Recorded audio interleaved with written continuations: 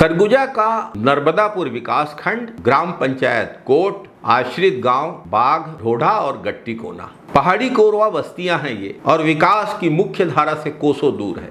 आइए इस पर आज बात करेंगे।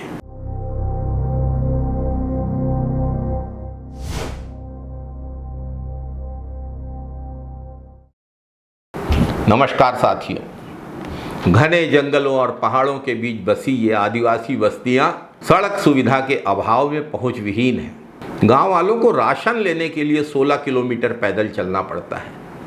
कोई बीमार होता है तो खाट पर ढोकर अस्पताल ले जाना पड़ता है। और जिस तरीके से अदानी की कोयला खदानें इस क्षेत्र में शुरू हो रही हैं, एक के बाद एक, और जंगल कट रहे हैं, जंगली हाथियों का खतरा बढ़ता ही जा रहा है। बाघ, ढोढ़ा और गट्टी कोना तक पहुंचने के लिए केवल पगडंडियां हैं।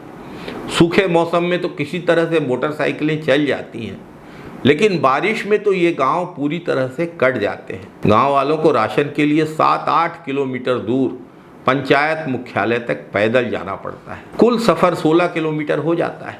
बीमार और वृद्ध लोग राशन लाने में असमर्थ होने के कारण भूखे रहने के लिए मजबूर हैं। कई बार मरीज सड़क व्यवस्था न होने के कारण अस्पताल तक ले जा ही नहीं पाते हैं, और कई बार रास्ते में मरीज दम तोड़ देते हैं अस्पताल पहुंचने से पहले।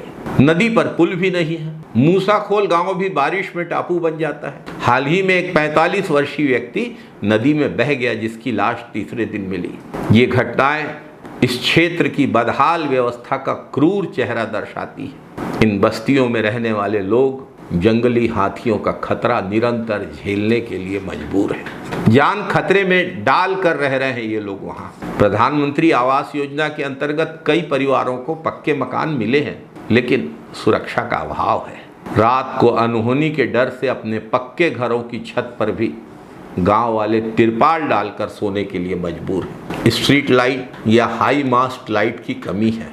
अंधेरे में अचानक हाथी और अन्य जंगली जानवरों के आने का खतरा और बढ़ जाता है। यदि समुचित प्रकाश व्यवस्था हो तो गांव वाले कम से कम दूर से ही खतरे को देख सकते हैं और अपने बचाव की कोशिश कर सकते हैं, लेकिन भाजपा सरकार का इस ओर कोई ध्यान नहीं है। मुख्यमंत्री श्री विष्णुदेव साय जी सरगुजा संभाग से ही आते हैं, और यदि वे सरगुजा संभाग की इन समस्याओं पर ध्यान नहीं दे पा रहे हैं तो प्रदेश की क्या स्थिति होगी, अंदाज लगाया जा सकता है। इन गांवों को जोड़ने के लिए प्रधानमंत्री ग्राम सड़क योजना से सड़क बनाने का वादा भी किया गया था, लेकिन बाघ, ढोढ़ा और गट्टी कोना के गांव वाले आज भी सड़क सुविधा के लाभ से वंचित हैं। एक तरफ भाजपा बड़ी बड़ी बातें डिजिटल इंडिया और स्मार्ट सिटी की करती है, दूसरी ओर इन बस्तियों में रहने वाले आदिवासियों को मूलभूत सुविधाओं के लिए तरसने के लिए मजबूर किया जा रहा है।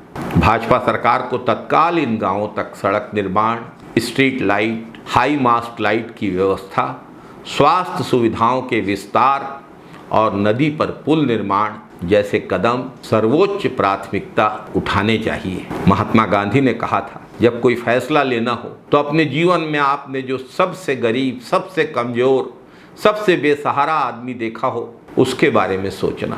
भाजपा सरकार कब इन गांव वालों के बारे में सोचना शुरू करेगी पता नहीं। गांधी से तो परहेज है ना इनको। जय छत्तीसगढ़, जय जय छत्तीसगढ़, जय हिंद, वंदे मातरम साथियों।